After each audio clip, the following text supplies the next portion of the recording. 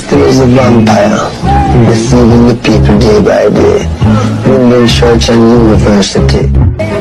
Now, when you check the school now, the school don't teach the people of the natural history and the original where mankind come from. Then we will tell about the history of America, the history of Jamaica. What about the history of the people from the beginning? Try to tell you that people come from monkey. How come monkey don't change no more? You know what I mean? These things that I do that the people is God creation. With no particular purpose, it's called loitering, and it's what I'm doing now. Loitering may not seem like a big deal, but when you see black people getting arrested for waiting in the Starbucks, or choked for selling cigarettes on the corner, you're looking at the racist history of loitering laws at work.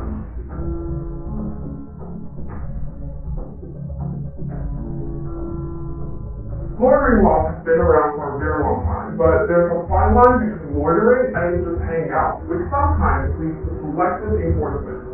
In some places, black people are between 3 to 10 times more likely to be arrested for low-level offenses like loitering than their white counterparts.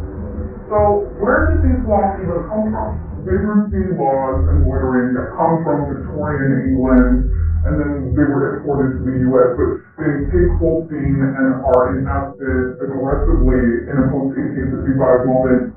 After the Civil War ended and slavery was abolished, Southern states passed a new set of laws called the Black Code. These laws severely restricted the newly freed black population. For instance, former slaves were denied the right to vote and the right to serve on juries.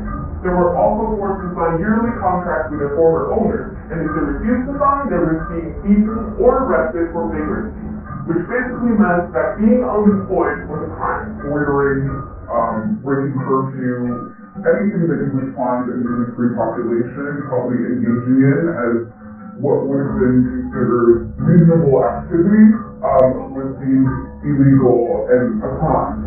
These laws set the stage for mass imprisonment of black people and continue to be used against them well into the 20th century.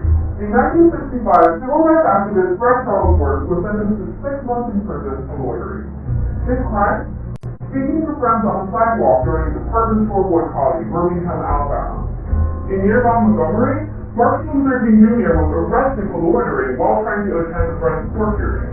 And in the late 60s, 2 white women and 2 black men driving a car in Jacksonville, Florida, were arrested for prowling by auto, a charge that fell under Florida's vagrancy law at the time.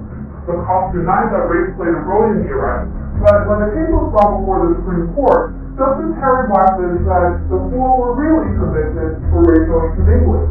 Florida's vagrancy law was then deemed unconstitutional because of its ambiguity. Over time, other city and state loitering laws were also deemed unconstitutional because of how vague they were. In 1999, the Supreme Court found Chicago's gang loitering ordinance unconstitutional. The vaguely worded law allowed police to basically arrest anyone who looks at them like a gang member. Statute, Your Honor, is to allow the police to attack a form of behavior that criminologists know can contribute to crime in the community, which is the intimidating presence of gang members. But isn't this actually punishing people for who they are rather than what they've done?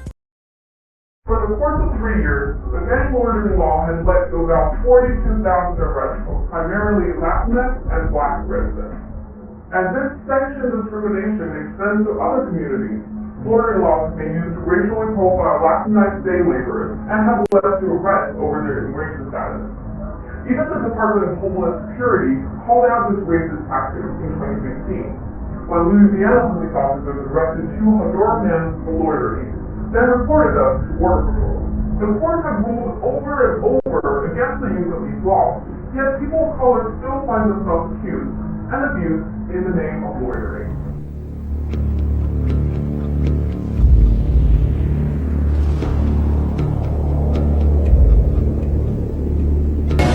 Through all my studies, that they are the 3 most powerful of them. What about Rothschild, Rockefeller? Well, they are Orsini. Rockefeller were Rothschilds, Rothschilds were Orsini, Orsini were a family which have their blood lines in Babylon and Egypt. They tell you that. You read their biographies, they'll tell you that. We go back to Nimrod.